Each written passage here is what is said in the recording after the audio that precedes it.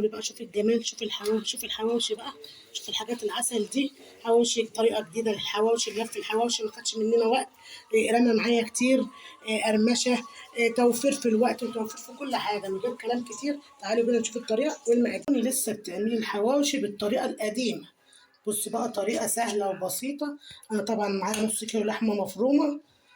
قمت جايه بشراله حطيله في الكبه طماطمتين وبصلتين وقرنين فلفل، وضربتهم مع حبه ملح، وقمت جايه مصفيهم كويس.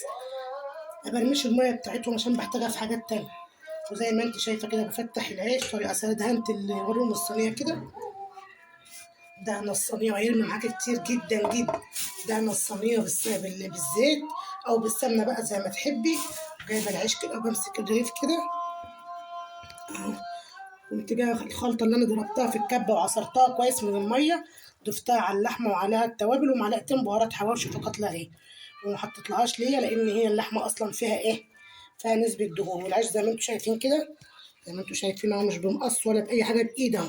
بفتح الرغيف زي ما انتم شايفين كده مقطوع، ما خدتش مش ولا اي حاجه.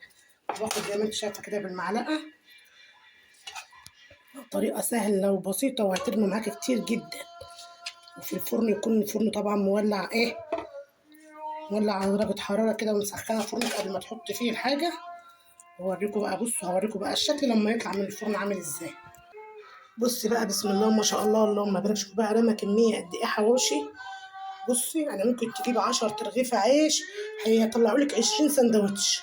بصوا بسم الله ما شاء الله اللهم بارك. انا كل اللي عملته عملت سيحت حتة زبدة وبالفرشة كده، ونزلت مسحة بسيطة كده على العيش من فوق. طب ما عنديش زبدة يبقى اعملي بسمن، ادهني بسمنه. اعمل لك ايه تاني؟ ما عندك السمنه ادهني بزيت زي ما تحبي، والموجود عندك ما توقفيش نفسك على حاجه. بصي اهو بسم الله ما شاء الله، ما بياخدش وقت طبعا. انا على ما انا لفيت السندوتشات القمر دي كنت مولعه الفرن بتاعي يسخن جنبي، عشان لازم يخش على فرن فرن سخن. واوريكم الشكل بعد ما اطلعه من الفرن. وزي ما انتم شايفين كده بسم الله ما شاء الله، شايفين قد ايه هو. بصوا مقرمش جميل. وفرنا وانجزنا في وقتنا. وطبعا عملنا كمية كبيرة بطريقة سهلة وبسيطة، ما خدتش وقت خالص مننا. بصوا القرمشة. وطبعا فرط كتير. زي ما انتم شايفين كده عملنا من نص كيلو لحمة الكمية دي كلها. بصوا الجمال، بصوا الحلاوة، بصوا قد ايه مقرمش. طبعا هو بيحكي عن نفسه.